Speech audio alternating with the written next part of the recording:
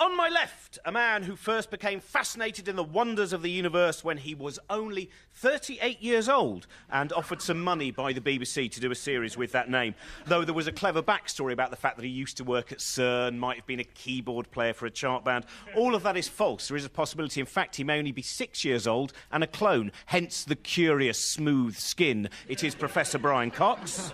On my right, a man who first became interested in science when he stuck a pin into a plug socket and was hurled across the room. And he's been doing it ever since because he never learns, hence his hairstyle. It's Robin Ince. Today we are looking at wonder, and so we are at one of Britain's great buildings of wonder, which is the Science Museum in London. The Science Museum originally began its life in 1857 after the British realised that we couldn't just keep filling museums with stuff we'd taken from other countries and had to start making some stuff and filling museums with that instead.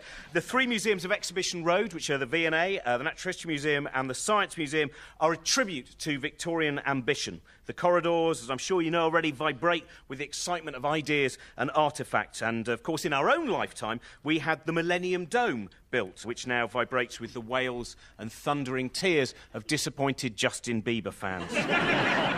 Where is our 21st century ambition?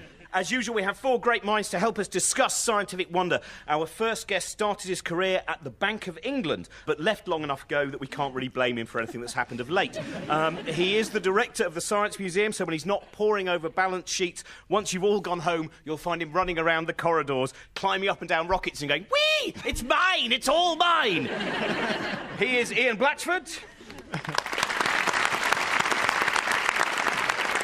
Our next guest is a biographer who used to write about Shelley, Coleridge and other poets until he realised that following Isaac Newton through strange seas of thought alone, exploring the wonders of the cosmos, was more exciting than making things rhyme. It's the author of the acclaimed The Age of Wonder, How the Romantic Generation Discovered the Beauty and Terror of Science, Richard Holmes.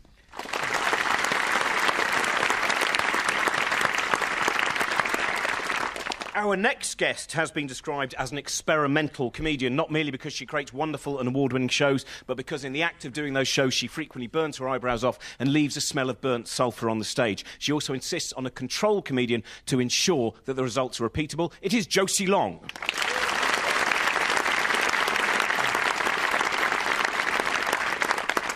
And finally, and this is genuinely true, I got a phone call earlier today from the Royal Institution just down the road from the Science Museum saying that one of my heroes, one of the great communicators of science, was there filming. He's filming the sequel to Carl Sagan's Cosmos. It is Dr. Neil deGrasse Tyson.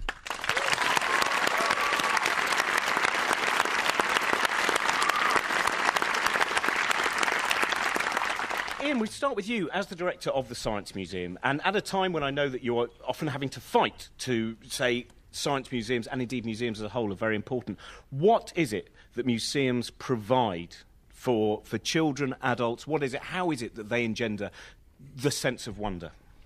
Well, I think, first of all, museums are not a classroom, and I think that's really important because people are very literal about how you inspire children with science. And when I talk to all the children who come here, all the teachers, they love the fact that actually it's full of stories and also old things, because the thing that's quite surprising is that it shouldn't make sense, should it? In the age of the internet, the museum should be empty. So why is it that we had last year the highest attendance ever? It's incredibly easy to understand, partly because historic objects, actually you can understand the technology and the science is still relevant, but also they're surprising. We're working on a project at the moment to tell the history of communications, and when you show young people, you know, the original telegraph laying across the Atlantic, or manually operated telephone exchanges, or what a dial telephone is, they're really as amazed by that as by some amazing space discovery. Richard, your book, The Age of Wonder, it starts with the voyage of Joseph Banks aboard the Endeavour with Cook to Tahiti, this wonderful expedition, the Apollo programme of its time in many ways, to see the transit of Venus. Now, you came to science late, didn't you, through the Romantic poets? Is what you Yes, I did. I mean, many people here will have their conversion experience in science, which usually happens quite young. We're going to talk about that. I mean, even 6 or 7 or so. I was 57. And I mean, the true story is I was giving a lecture about Coleridge at the Royal Institution, and it was called Coleridge Among the Scientists. And two things happened. The first was, just as I walked in, the director said to me, "We have an atomic clock. It goes off, the klaxon goes off at 50 minutes. you will have finished by then. This is not what happens in literary lectures, all right? So I learned. But the second thing happens, what response to that, I suddenly realized, talking about Coleridge and Davy, they're a poet and a chemist, and as young men, their communication, the way they worked together on the nitrous oxide experiments, quite extraordinary, and they both left records of them. And I suddenly thought, wait a minute, this is a whole new area. And the interesting thing for me which happened, it suddenly reminded me that I'd had a scientific childhood which I'd forgotten about. So up to the age of about 10 or 11, I'd learned to build radios, I learned to strip a motorcycle, I was taken by an RF uncle in airplanes, completely, and it was all lost because of the educational streaming. It went literary. So at the age of 57, I started bringing that back. Neil, when did you first really feel that, that sense of love and awe of wonder for science? I was 9 years old. I went to my neighborhood planetarium, which is the Hayden Planetarium in New York City, where I was born and raised. And New York City is another big city, like London, except our buildings are taller. And so when you want to look up, you see a building. You don't see the sky. So New Yorkers have no relationship to the night sky at all. So the Hayden Planetarium, or any planetarium in such an environment, becomes this jewel. It's an almost spiritual encounter with the cosmos, because the light's dim, the chairs are comfortable, you're looking at this oddly shaped round ceiling, curved ceiling, and then the stars came out. And when I first saw that, I said, that's an entertaining hoax. There aren't that many stars in the night sky. I know. I've seen them from the Bronx. There are 11 stars in the night sky. But I'll just play along with this because it's kind of fun to watch these people make this stuff up. And it would be a couple of years I would go west of New York into farmlands, and you'd look up at the night sky. And to this day, I go to the finest observatory sites in the world, and I look up and see the gorgeous night sky. And I say something embarrassingly urban. I say, it reminds me of the Hayden Planetarium. But I was hooked ever since. I was 9 years old. And by 11, I figured out you can make a living off of studying the universe. So that was the age that I had the answer to that annoying question that adults always ask children. What do you want to be when you grow up? And from then on, I would say, an astrophysicist. And then they would just shut up and walk in that direction. So, Josie, just listening to that, what is it that stopped you becoming a professional scientist? Do you know what? I was listening to that and I was getting so sad in my heart because I was thinking, and I remember when I was that age, I was like, I really like showing off. It's not as noble or beautiful. What stopped me from being a professional scientist is it's very sad, and it's to do with how modern culture forces subjects apart and is like, that is that subject and that is that subject. And for GCSEs, I loved art and I loved drama, and I wanted to do art and drama, and we were only allowed to do one art and one humanity, and we had to do 3 separate science GCSEs, and I was so infuriated by that control over my prospects as an adult that I took it out on chemistry, although we did have a supply teacher who taught us how to make explosives, who had previously worked in prisons.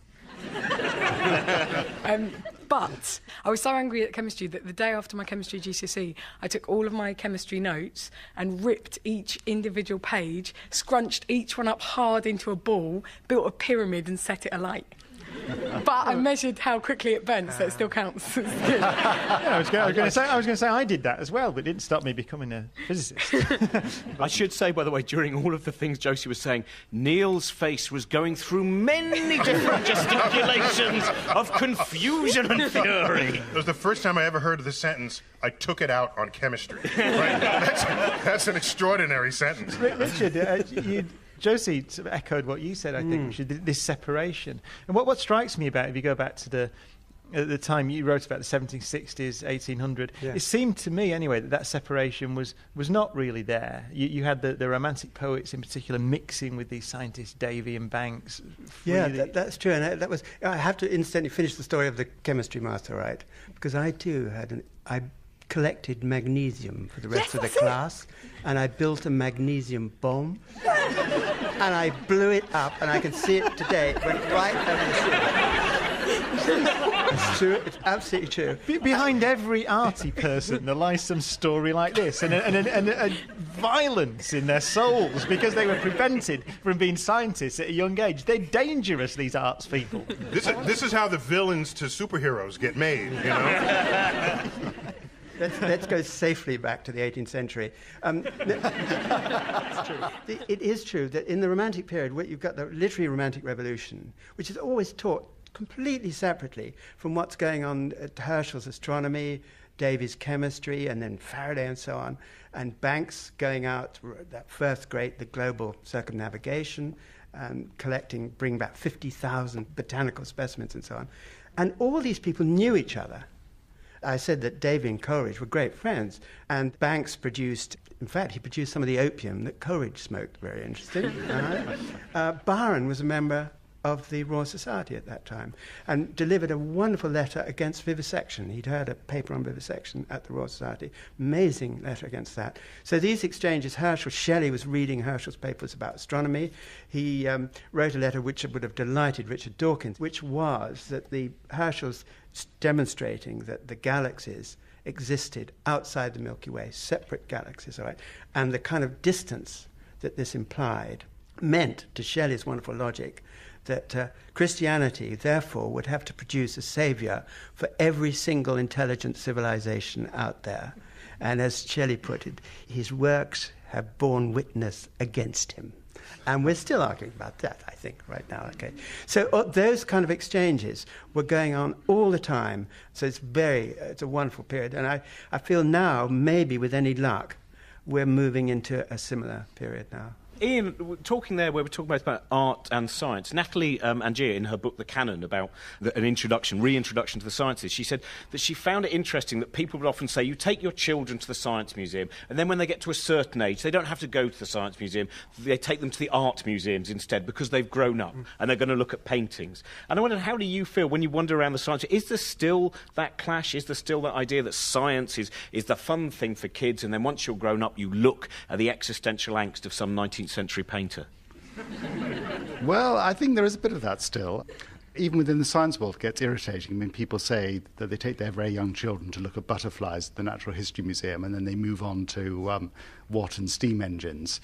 Of course, it is pretty bizarre. But, you know, the thing that I think that's breaking down, because especially in this part of London, you've got, you know, probably the world's greatest science museum, the world's greatest design museum, and, you know, probably the world's greatest natural history museum. And what you discover is that actually people move between those museums in a very fluid way. So, in fact, it's not quite as rigid as it used to be. Do you think that science is valued culturally as much as it should be? We've talked about these great museums. I mean, it always seems to me that, you know, colouring in and shouting in a shrill voice is valued. So it seems like higher culture than science in certain circles. There's a reason you're never going to do a show called The Wonders of Art, isn't there? There really No, I have a kind of obscure answer to your question. I'm old enough to remember the 1960s where there was a lot of dreaming about what the future would look like. And that coincided, I think, not by accident, with the fact that we were going to the moon. And the moon was so unreachable for all of human history. And then all of a sudden, it was there. And we were headed there. And there were funded programs that would make it happen. And I think that opened a lid to our contained imagination for what kind of future we might invent for ourselves. And so I remember seeing images of monorails, right, and helicopters and planes in the sky, and this is before jets were common. And, you know, there were motorized walkways, and I said, I want to live in that future. And then recently I was at the airport, and there were motorized walkways, and they're flying things, and I said, I am living in that, a large part of that future, but why am I not taken by every moment of it? It's because when it comes on sort of gradually, and then you grow accustomed to it. And it's the growing accustomed to it that I think prevents us from waking up astonished by the level that science has impacted our daily lives. And so either science has to keep being astonishing on that frontier, knowing that what it has already created for us is just part of life, or we need some way to reacquaint people with why the science that has influenced our lives is astonishing. Just bring anyone from the past, from 100 years ago. I think about this all the time. Suppose I had Beethoven right next to me, and I just put headphones on and listen to them. I said, you know, I got all your 9 symphonies here. I was going to delete them this afternoon because I had to fit something else on. What would he say to that, right? And then he's listening to it, and where is the symphony? And is it in there? How do you fit people in there? How do you fit the... Just think about it. His mind would explode. And so something's got to explode our minds every day. Otherwise, I don't see how we can continue to appreciate science. If you do make the machine that brings back someone from 100 years ago, that will be pretty exciting as well. That will be a good starting point. That's more point, exciting than watching what happens to them when they think about it. But it's too harsh if it's Beethoven, because Beethoven was deaf.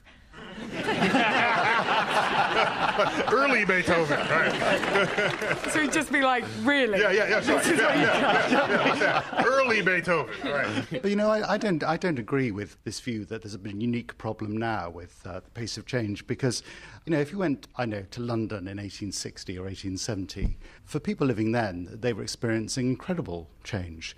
But actually, you know, you were talking about a time when the belief in science in America and Britain and France and, you know, the developed world was incredibly strong.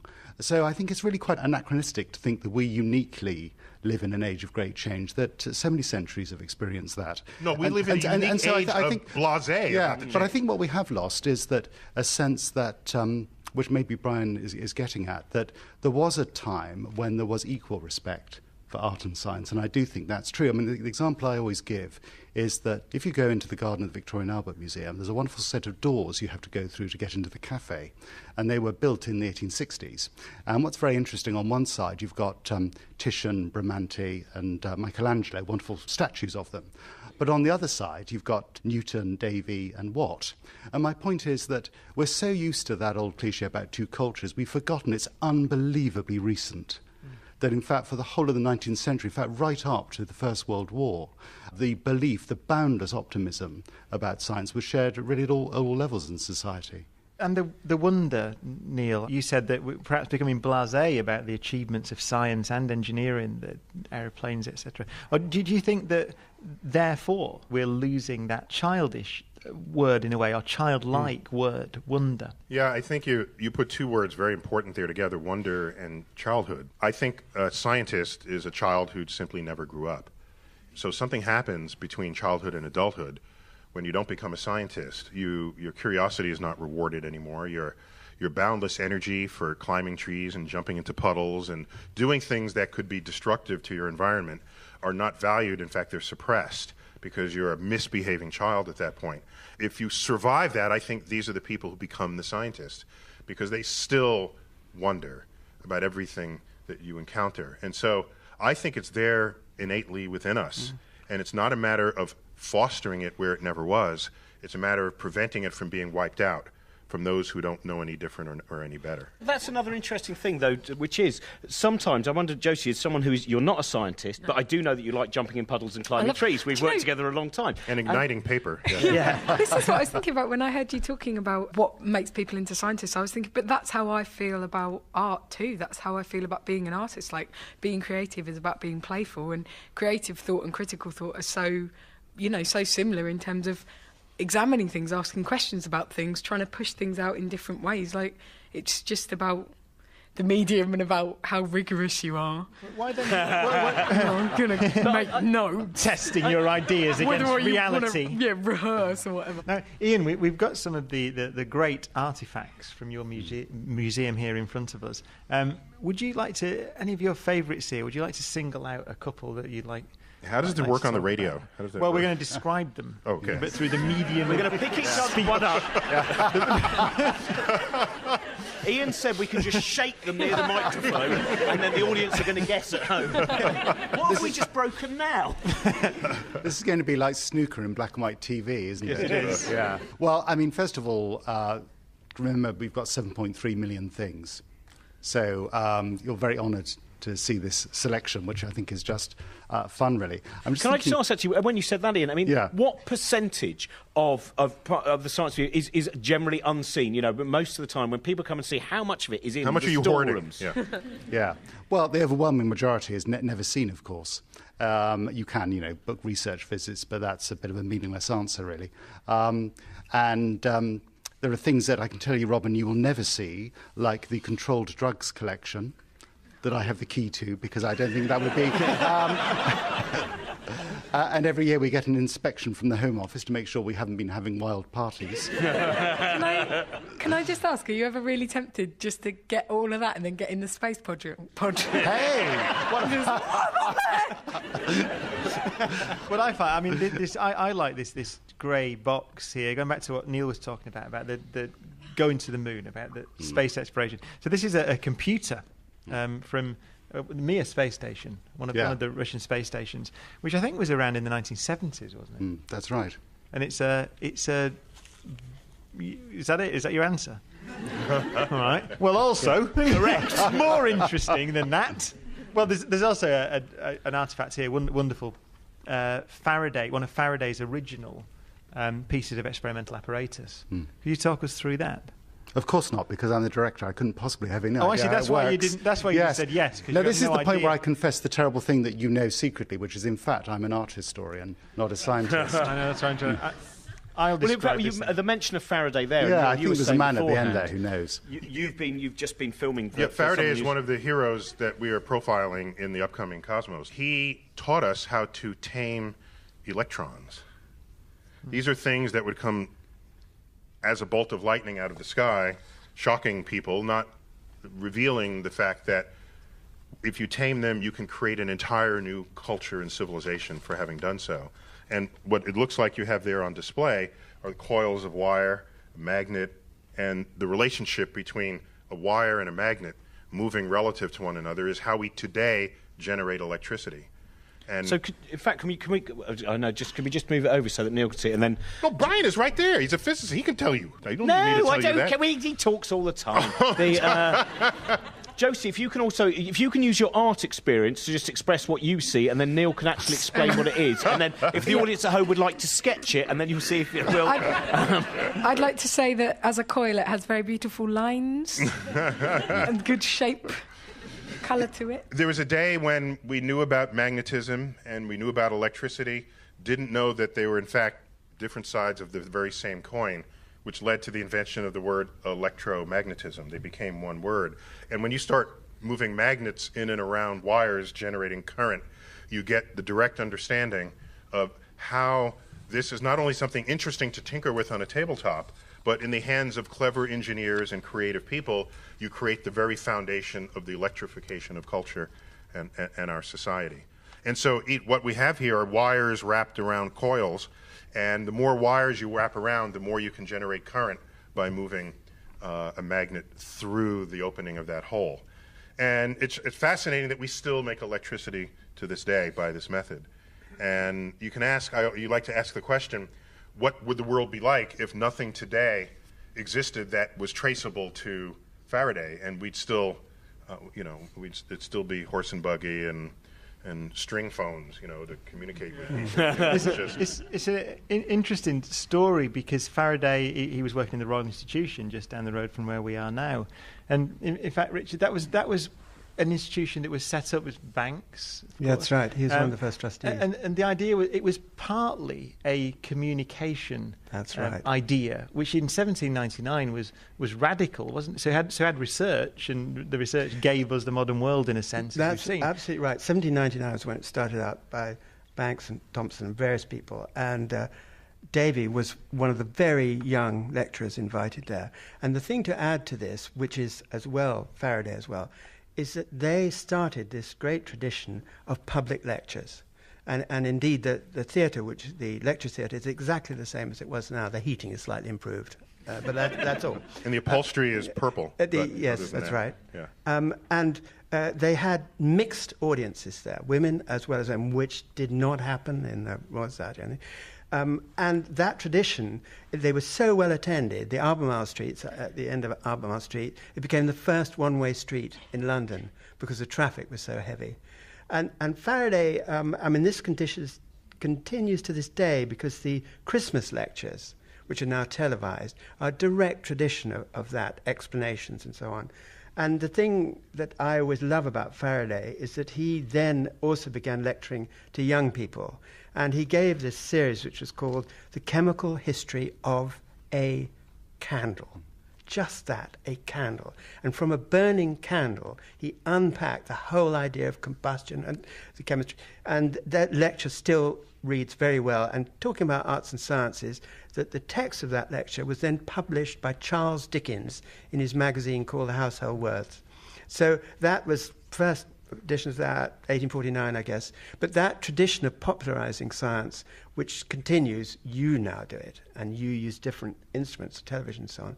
But that seems to me an additional thing, and it bears on this idea of wonder, that the job of science is not finished with research and discovery.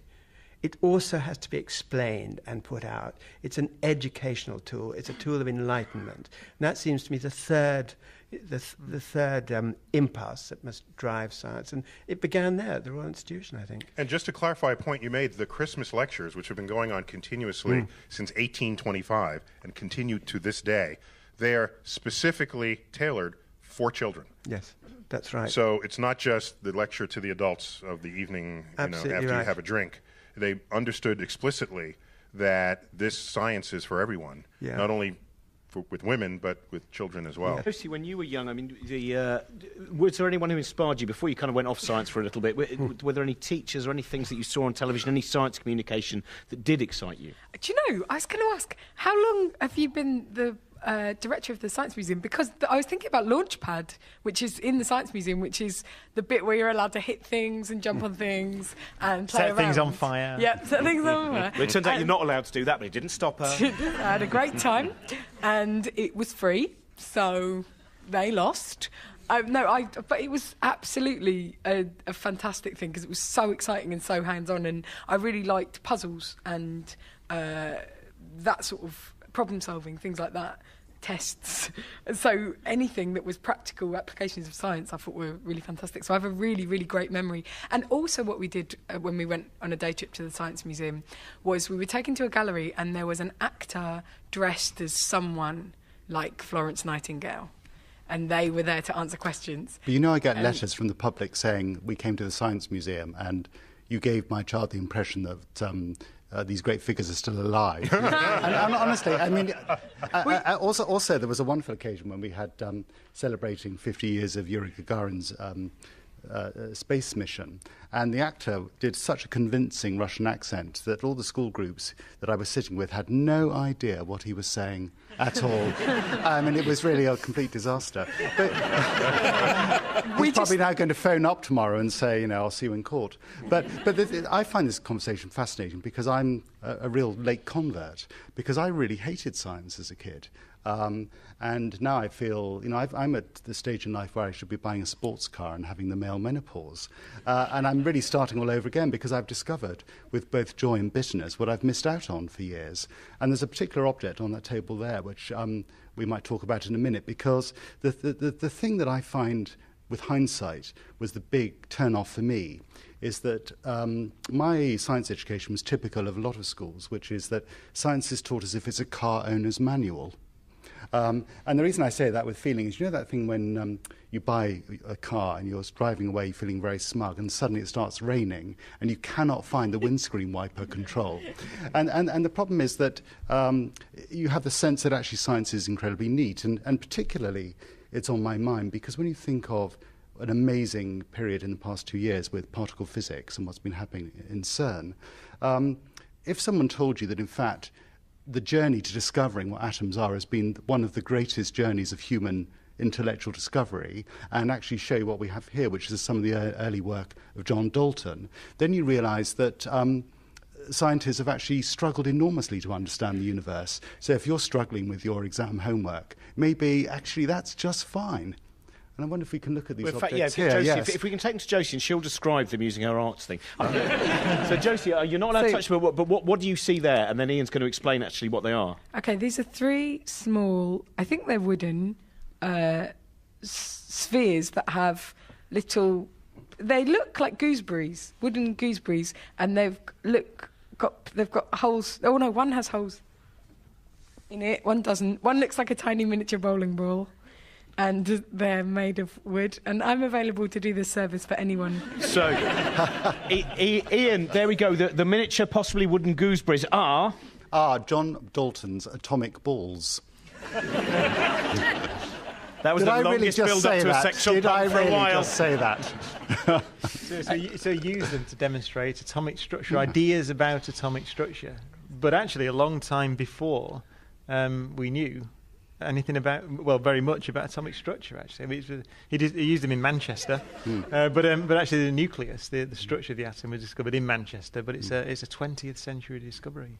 And when you think about that, for me, that's so audacious and moving, the idea that someone can spend their entire life having a construct in their mind, but the scientific method takes many decades to catch up to actually prove something.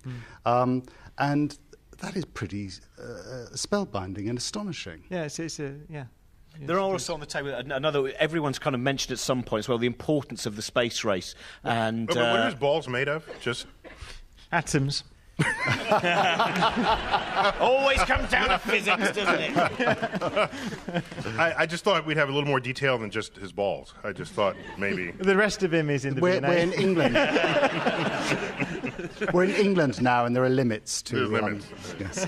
We're getting towards the end, but we have one final question I want to go along the panel and just ask. We're in one of the great museums of the world here, but in your ultimate museum, the Museum of the Mind, if you could imagine anything, any artifact, any object, historic or present day that you could have in your museum, one object, what would it be? We'll start with Neil. I've thought quite a bit about this. I think the most potent exhibits are those that are bigger than you are. Because then you just simply never forget them. Because you look around and it consumes your visual senses. Often there's a smell. And if you ask anyone what exhibit did they remember most from a museum that they attended, in their top 5, most of those will be huge exhibits that they walked into. One of the famous exhibits in Philadelphia, New York, that everyone remembers in the Franklin Institute is the Living Heart. And it's a room that you walk into, and they have these subwoofers on, and you hear the low frequencies of the heart. Everybody remembers that. In the Museum of Science and Industry in Chicago, there's a live coal mine, and you go down into the coal mine, and you look around, you smell it, you taste it, it's there. That is what everybody remembers. And abandon any attempt to try to give a lesson plan because you're in a museum for a couple of hours and you spend your life in school. To try to learn something tangible in 3 hours? No.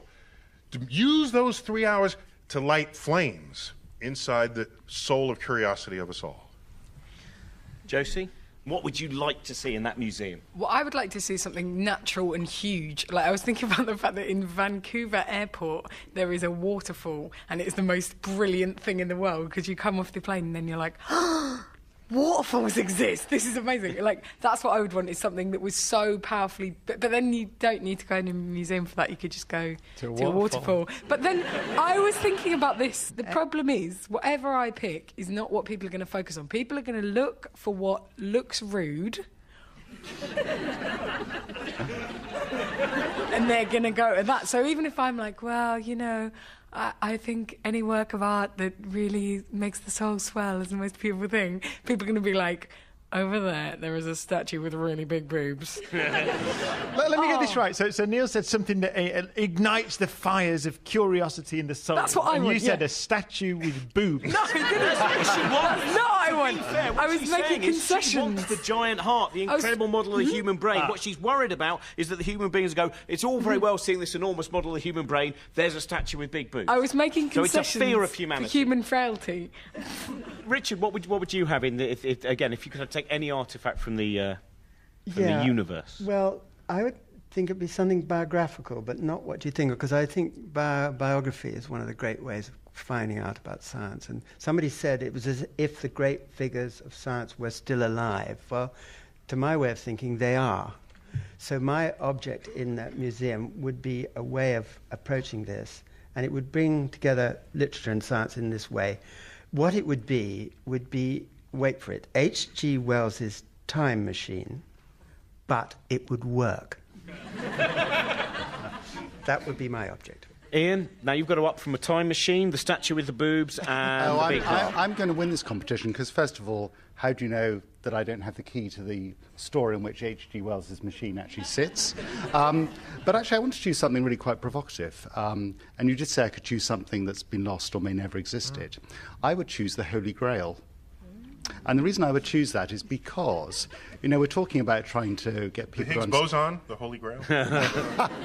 Now, the real reason, of course, is all part of my evil world domination plan. I'd be drinking from it every morning. But my serious point is that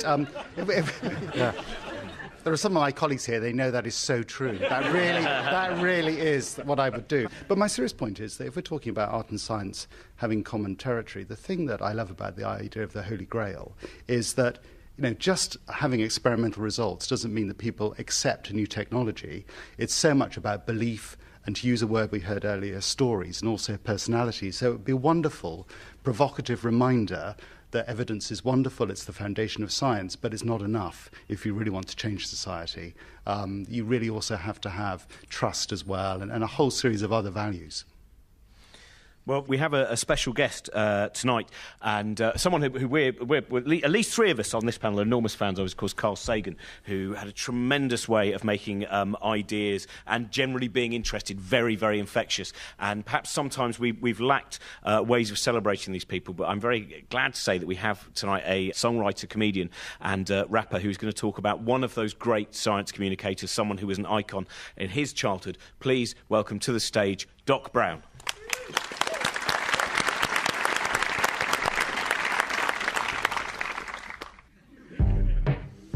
Never give up on your dreams. Never give up on your dreams. Never. Cause everybody's got a fantasy, a mad scheme, a crazy plan, a dream that we could make reality. Maybe my plan's sad, but since I was a lad, I wish David Attenborough was my granddad. You look at me like, this man's mad, get a CAT scan, you're one horn short of a jazz band. Yeah, I know it seems strange as a rap fan to wish for Attenborough's voice on my sat-nav. He'd be my guide, I'd be Robin to his Batman. I'd help him research wolf cubs in Lapland. I'd be like, Grandad, I saw another one. He'd give me a hand clap, cause that man's a living legend. The best yet, he was flipping old when I was little, still isn't dead yet. And when he pops his clogs, I'll be crestfallen. He never sat me on his knee for a bed story. Wish I could just put him on as a very special vocal guest on my song. I'd have him do a little cameo feature saying, Doc Brown's an incredible creature. Yeah, imagine that. Of all my crew, I wish Attenborough had my back. And we could spend a beautiful future together. He could dumb it down for me, I could get clever. Tell him all about rap and girls. He could tell me all the facts of the world. Yeah, but what's the chances he'd be listening to some little rap? He probably thinks it's all bitches and stuff, but Dave is so much more. I aspire to have lyrics like yours. I'd love to rap about panthers that ran fast. Damn, I wish Attenborough was my grandpa.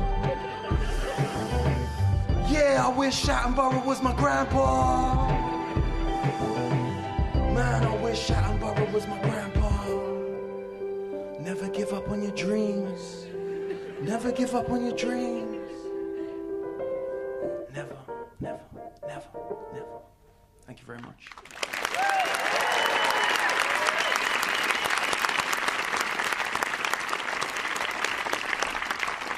Thank you very much, Doc. Brilliant, fantastic. So we have audience questions. We asked our audience who came to the Science Museum a question.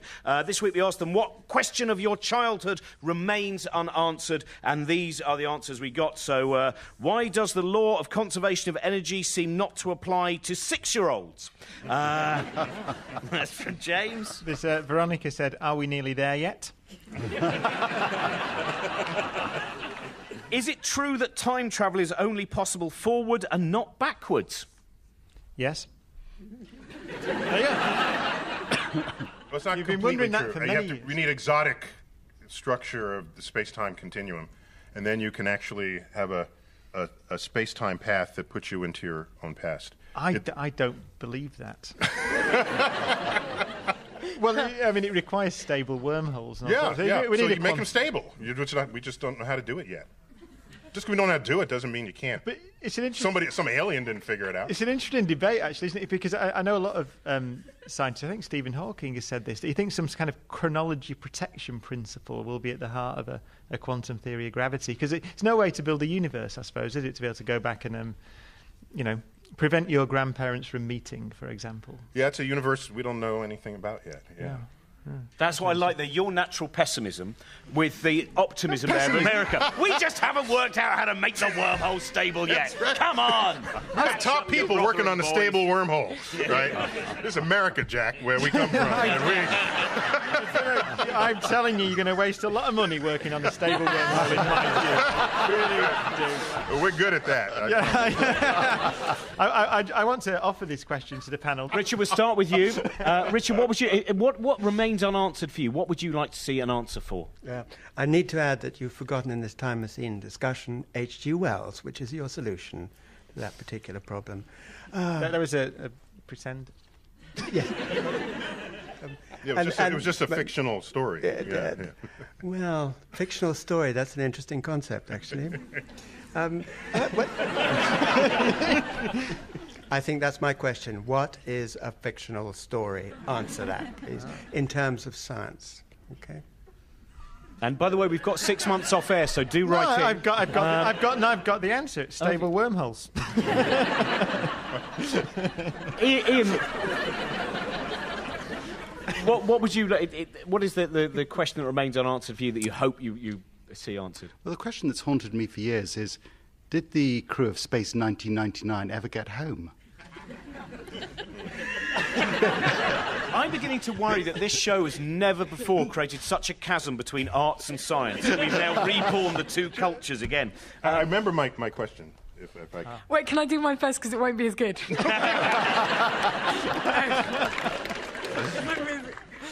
I would just like to know, like, the whole life on other planets thing. That would be helpful.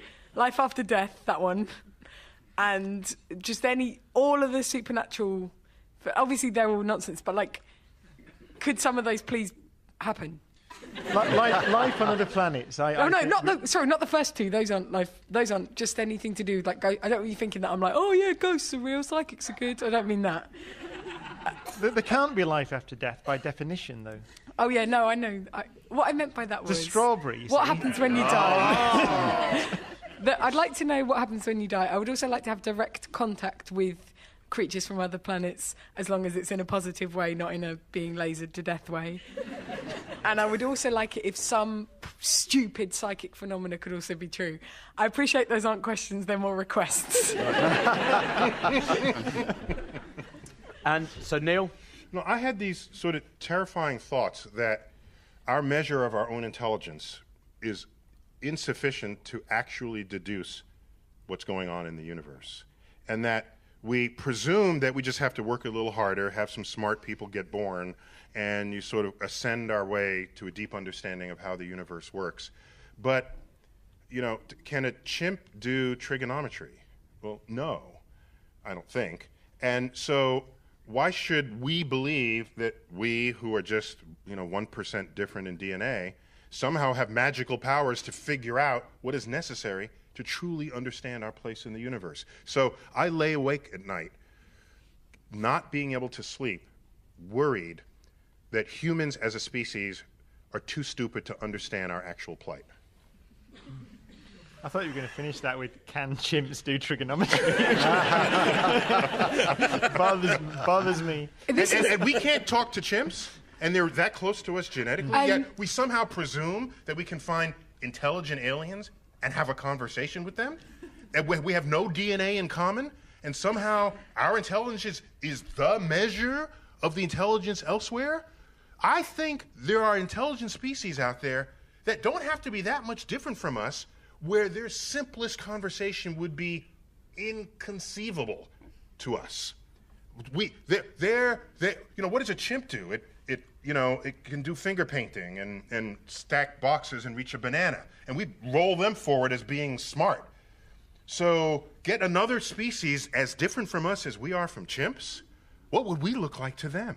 The smartest of us, they'd roll Stephen Hawking forward and say, oh, this one is slightly smarter than the rest because he can do astrophysics calculations in his head, like little Junior over here, right?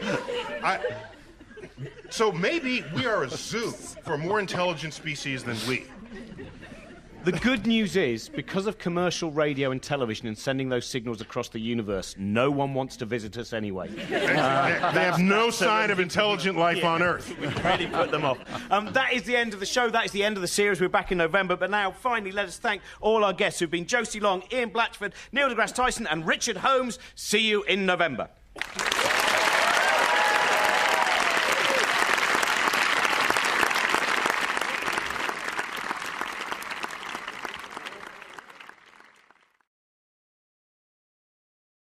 Wonderful expedition, the Apollo program of its time in many ways, to see the transit of Venus. Now, you came to science late, didn't you, through the Romantic poets? Is what you Yes, I did. I mean, many people here will have their conversion experience in science, which usually happens quite young. We're going to talk about that. I mean, even 6 or 7 or so. I was 57. And I mean, the true story is I was giving a lecture about Coleridge at the Royal Institution, and it was called Coleridge Among the Scientists. And 2 things happened. The first was, just as I walked in, the director said to me, "We have an atomic clock. It goes off, the klaxon goes off at 50 minutes. You will have finished by then." This is not what happens in literary lectures, all right? So I learned. But the second thing happens, what response to that, I suddenly realized, talking about Coleridge and Davy, they're a poet and a chemist, and as young men, their communication, the way they worked together on the nitrous oxide experiments, quite extraordinary, and they both left records of them. And I suddenly thought, wait a minute, this is a whole new area. And the interesting thing for me, which that museums provide for children, adults, what is it, how is it that they engender the sense of wonder? Well, I think, first of all, museums are not a classroom. And I think that's really important because people are very literal about how you inspire children with science. And when I talk to all the children who come here, all the teachers, they love the fact that actually it's full of stories and also old things, because the thing that's quite surprising is that it shouldn't make sense, should it, in the age of the internet, the museum should be empty. So why is it that we had last year the highest attendance ever?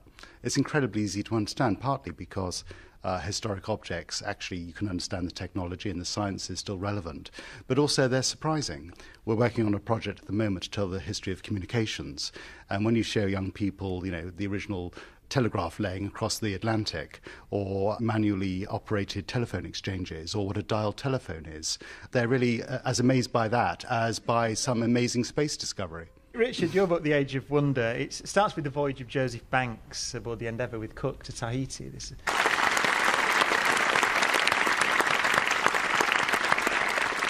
Our next guest has been described as an experimental comedian, not merely because she creates wonderful and award-winning shows, but because in the act of doing those shows, she frequently burns her eyebrows off and leaves a smell of burnt sulphur on the stage. She also insists on a control comedian to ensure that the results are repeatable. It is Josie Long.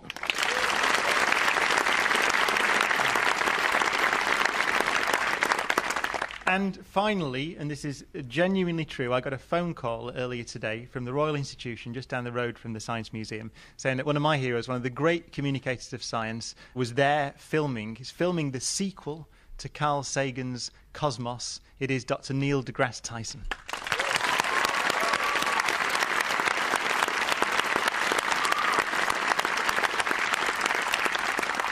Ian, we start with you as the director of the Science Museum, and at a time when I know that you're often having to fight to say science museums and indeed museums as a whole are very important. What is it of ideas and artefacts? And of course, in our own lifetime, we had the Millennium Dome built, which now vibrates with the wails and thundering tears of disappointed Justin Bieber fans. Where is our 21st century ambition? As usual, we have 4 great minds to help us discuss scientific wonder. Our first guest started his career at the Bank of England, but left long enough ago that we can't really blame him for anything that's happened of late. He is the director of the Science Museum, so when he's not poring over balance sheets, once you've all gone home, you'll find him running around the corridors, climbing up and down rockets and going, "Whee! It's mine! It's all mine!" He is Ian Blatchford. Our next guest is a biographer who used to write about Shelley, Coleridge and other poets until he realised that following Isaac Newton through strange seas of thought alone, exploring the wonders of the cosmos, was more exciting than making things rhyme. It's the author of the acclaimed The Age of Wonder, How the Romantic Generation Discovered the Beauty and Terror of Science, Richard Holmes. On my left, a man who first became fascinated in the wonders of the universe when he was only 38 years old and offered some money by the BBC to do a series with that name.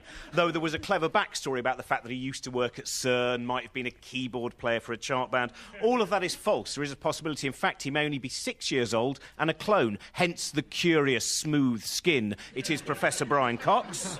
On my right, a man who first became interested in science when he stuck a pin into a plug socket and was hurled across the room. And he's been doing it ever since because he never learns, hence his hairstyle. It's Robin Ince. Today we are looking at wonder, and so we are at one of Britain's great buildings of wonder, which is the Science Museum in London. The Science Museum originally began its life in 1857 after the British realised that we couldn't just keep filling museums with stuff we'd taken from other countries and had to start making some stuff and filling museums with that instead. The three museums of Exhibition Road, which are the V&A, the Natural History Museum and the Science Museum, are a tribute to Victorian ambition. The corridors, as I'm sure you know already, vibrate with the excitement